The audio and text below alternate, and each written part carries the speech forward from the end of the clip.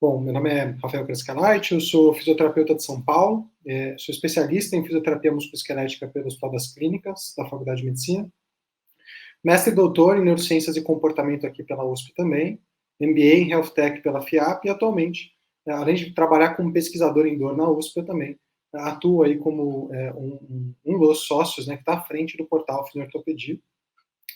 E, na verdade, né, a Michelle me pediu para trazer uma discussão para o evento sobre um tema que eu estudo, né, estudei ao longo dessa minha trajetória de mestrado e doutorado, que são as abordagens cognitivo-comportamentais aplicadas a pacientes com dor. Né? Então, existe todo um novo leque de possibilidades de intervenções e abordagens que são evidenciadas, que não são de uso exclusivo da psicologia, muito pelo contrário, né, muitas das vezes os estudos científicos quem aplica essas abordagens são fisioterapeutas, e que podem nos ajudar a lidar com pacientes com quadros de dor persistente, né, inclusive dor genitopélvica persistente. Então, como eu falei para vocês, eu vou falar um pouco sobre as abordagens cognitivo-comportamentais no manejo de pacientes com quadros de dor persistente. A ideia, obviamente, né, eu tenho meu viés da área da musculoesquelética, mas a ideia é falar desse leque de abordagens que, obviamente, ao longo do evento vão ser discutidas dentro, né, do âmbito de dor crônica genitopélvica. Bom, queria começar, na verdade, essa aula trazendo uma reflexão com vocês. A gente talvez não para pensar muito sobre isso, mas um ambiente terapêutico, ou seja, uma sessão, uma avaliação, qualquer que seja esse ambiente terapêutico entre um profissional de saúde e um ou mais pacientes, ele é um ambiente extremamente complexo.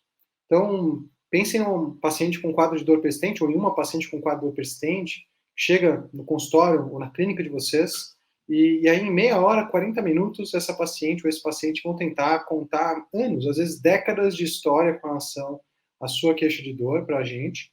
Primeiro, falando o que essas pessoas lembram sobre o assunto, na sequência, o que eles acham importante, e por fim, tentando falar o que eles acham que você quer saber. E nessa confusão de história, onde as pessoas têm vários vieses cognitivos, né, eles vão lembrar de alguns eventos que foram mais marcantes, mas claramente a gente não consegue relatar muito bem toda a história de uma forma realmente precisa. O profissional de saúde está ali tentando enviesar a história desse paciente, fazendo perguntas às vezes mais fechadas, às vezes mais abertas, mas com o objetivo de tentar fazer sentido no que está acontecendo e, com base nisso, tentar entender quais são as opções de terapia ou as opções de tratamento que tem maior probabilidade de ajudar esse paciente a melhorar. Né? Eu acho que, como clínicos, a gente, na verdade, tem como objetivo ali tentar encontrar aquele caminho terapêutico que tem mais chance de ajudar o paciente. E a nossa mente humana, ela acaba bloqueando um pouco dessa complexidade para a gente. Né? Parece uma situação super simples, super corriqueira, e, na verdade, quanto mais experiência a gente ganha como clínico, mais certeza a gente tem, mais confiança a gente tem para atender. Mas a verdade é que nós já sabemos que condições de saúde são multidimensionais. Eu queria muito que vocês gravassem essa imagem aqui na cabeça. Essa é uma imagem que fala sobre os fatores associados, hoje conhecidos, ao que a gente chama de PROMs, ou desfechos centrados no paciente. Nesse caso aqui, com o paciente com dor na coluna. Mas olha que interessante, esses aqui são os fatores que os pacientes acham importante. Dor, qualidade de vida, incapacidade, por exemplo.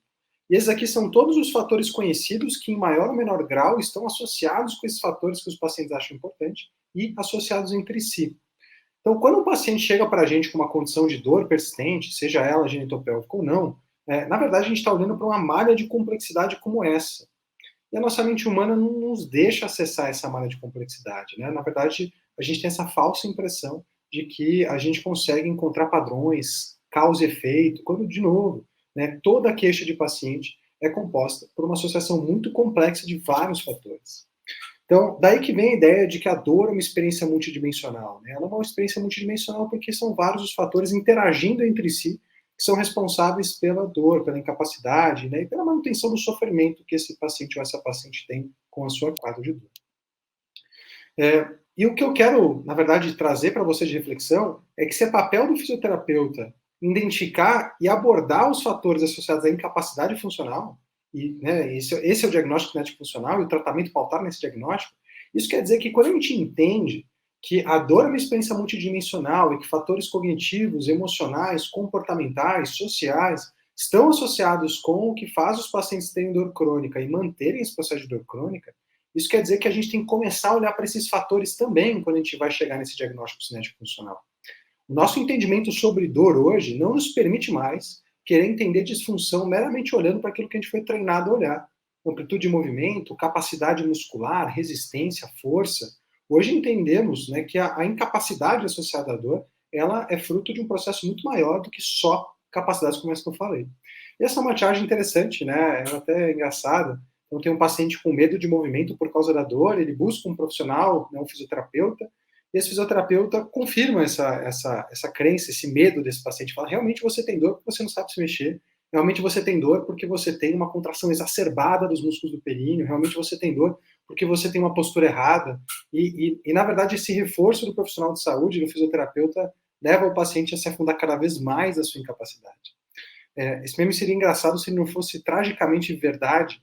Né? A gente, apesar de ter guias de prática clínica mostrando para a gente que para pacientes com dor crônica, exames de imagem, testes especiais, inclusive tratamentos cirúrgicos não são uma opção, eles são comumente ainda utilizados, mesmo que não exista evidência. E nesse cenário, né, existem algumas demandas novas que o profissional da fisioterapia que lida com pacientes com dor tem que começar a olhar, independente da sua área de atuação. Quando a gente entende que, por exemplo, autoeficácia, catastrofização, o medo desse paciente com relação à origem da dor, são fatores importantíssimos para determinar quem vai ter dor crônica, quem vai continuar tendo dor, e até quais são os pacientes que têm mais probabilidade de melhorar. Isso quer dizer que, na verdade, a gente tem que conseguir extrair esses fatores deles, né? A gente tem que conseguir trabalhar esses fatores psicossociais desses pacientes, não só ao longo da avaliação, mas ao longo de todo o processo de tratamento. A gente tem que conseguir extrair desses pacientes esses fatores e trabalhar sobre eles. E talvez a gente precise, né, se desenvolver em habilidades que nós não fomos originalmente treinados para ter. Além disso, entender que fatores relacionados ao estilo de vida, como, por exemplo, inatividade física, sedentarismo, privação de sono, são fatores importantíssimos associados tanto à cronificação quanto à manutenção de quadros de dor crônica, faz com que a gente entenda que a gente tem que conseguir desenvolver ou conseguir ganhar habilidades de ajudar esses pacientes a mudarem esses fatores de estilo de vida. E nesse caso, falar para o paciente mudar o estilo de vida não faz com que ninguém mude o estilo de vida. Falar para alguém parar de fumar não faz com que ela pare de fumar. Falar para alguém fazer exercício não faz com que ela comece a fazer exercício. Se fosse fácil assim, nós mesmos seríamos exímios exemplos de saúde e normalmente não é o caso. Até a gente tem dificuldade, profissionais de saúde, em manter bons hábitos, que dirá os pacientes com dor incapacitante. Então a gente precisa começar a trabalhar intervenções, e existem várias intervenções. Eu vou falar algumas para vocês, que tem um foco exclusivamente em ajudar essas pessoas a mudar fatores relacionados ao estilo de vida. E por fim, a dor é extremamente ameaçadora para qualquer tipo de paciente com dor persistente, independente, de novo, da área de atuação. E a gente tem que conseguir entender e ajudar esse paciente não só a ressignificar a dor, mas ressignificar o contexto em que essa dor acontece. E no caso da dor genitopélvica, em muitos casos, essa dor vai vir durante um contexto sexual, mas também pode vir durante movimentos específicos, posturas específicas, contextos específicos. E também é papel do fisioterapeuta ajudar esse paciente a ressignificar não só o que é a dor, mas também esses conceitos, esses contextos onde a dor acontece. Esse é o papel de um fisioterapeuta que usa conhecimentos da ciência moderna da dor para conseguir auxiliar os seus pacientes a ter uma melhor recuperação funcional. Então, dito isso, né, espero que eu tenha conseguido levantar ou falar um pouco sobre a importância justificativa da gente tirar a lupa sobre fatores só biomecânicos, estruturais e começar a olhar para outros fatores. A gente tem um conjunto de abordagens hoje disponíveis na literatura que podem nos ajudar a auxiliar esses pacientes. São chamadas as abordagens cognitivo-comportamentais. Obviamente elas não são novas, né? A gente tem aqui uma Cochrane Review do ano de 2010, que estuda justamente as abordagens cognitivo-comportamentais em pacientes com dor crônica, nesse caso na lombar. E por que eu trago esse paper? Só para mostrar que já faz tempo que existem pesquisas estudando algumas classes de abordagens cognitivo-comportamentais em pacientes com dor crônica. E essas abordagens, de novo, não são exclusivas, algumas são exclusivas da psicologia, mas a maioria são abordagens que podem ser aplicadas. Esse movimento de tentar trazer esses conceitos sobre cognição, emoção e comportamento para a fisioterapia também não é novo. Nós temos, inclusive, uma linha da fisioterapia que está sendo pesquisada no momento, chamada fisioterapia informada psicologicamente, que é a ideia de você fazer fisioterapia, mas levar em consideração fatores como a autoeficácia do paciente na hora de prescrever exercícios para ele, levar fatores psicossociais em consideração como catastrofização, tentar aumentar a autonomia do paciente para que ele tenha um melhor manejo da dor, por exemplo, do seu quadro, em eventuais flare-ups ou novos surtos que ele pode ter, eventualmente, sobre a dor. Então, existe uma linha de abordagens. A qualidade das evidências ainda não é suficiente para a gente determinar se olhar dessa forma para a fisioterapia é melhor do que olhar diferente, mas é uma linha super promissora que está vindo de pesquisas, né, que inclui esse olhar mais amplo dentro da nossa área. Mas nós temos aí várias abordagens, como eu falei, cognitivo-comportamentais, que já são aplicadas por vários fisioterapeutas clínicos hoje, que tentam estudar e se manterem atualizados com relação ao que a gente entende sobre dor. E talvez uma das principais é, como eu falei para vocês, a educação em dor. A educação em dor, ela surgiu, na verdade, com uma tentativa de encaixotar um processo de ensino sobre neurofisiologia da dor para pacientes com quadros de dor crônica como um todo. E existem duas vertentes da educação em dor. Uma vertente que surgiu na Austrália, pelos pesquisadores Lorimer Moseley e David Blutter, chamada Explain Pain, e uma que surgiu nos Estados Unidos, pelo Andrew Lowe e pelo Poitedura, chamada Therapeutic Neuroscience Education.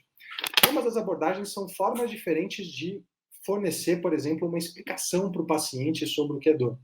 Explain Pain, usando muito mais exemplos, anedotas, imagens, e o Therapeutic Neuroscience Education, baseada muito mais no princípio de realmente ensinar conceitos sobre neurofisiologia da dor. É interessante que hoje nós temos várias evidências já, revisões temáticas com uma qualidade boa e moderada de evidência, sugerindo que a educação em dor, mesmo que como uma terapia isolada, mesmo que quando feita sozinha, ela gera efeitos interessantes em termos de melhora de dor, incapacidade e vários outros fatores, né, como, por exemplo, medo de movimento, catastrofização. Só que esse tamanho de efeito é muito pequeno quando ela é feita de forma isolada. E parece que falar para o paciente sobre a dor, ou ajudar que o paciente tenha um entendimento diferente sobre a dor, tem um papel muito mais de potencializar abordagens ativas do que como terapia isolada. E é justamente isso que a evidência traz para a gente. Quando você associa a educação em dor com terapias ativas, como, por exemplo, exercício, parece que a gente potencializa o efeito do exercício. Então, nós temos várias evidências mostrando que, independente da forma de entregar esse processo de educação, independente se isso é uma aula, se isso é uma terapia de grupo, parece que a gente tem benefícios interessantes, principalmente incrementais, de se falar ou ajudar o paciente a ter um entendimento diferente sobre a dor, né, e com relação ao que ele vai ter de benefício fazendo, por exemplo, uma abordagem mais ativa. Então, essa é uma ótima terapia incremental. E existe uma tendência na literatura agora de tentar entender como que a gente pode falar ou ajudar o paciente a ter um entendimento diferente sobre a dor de uma forma que faça mais sentido para as pessoas. Afinal, a educação não é prover informação. A educação é prover uma informação que faça sentido para o paciente no contexto em que ele está, na situação em que ele está. Então, existe algumas tendências de se usar abordagens de comunicação terapêutica para ajudar o paciente a ter um entendimento diferente sobre a dor, sem que eu precise dar uma aula para ele sobre neurofisiologia da dor.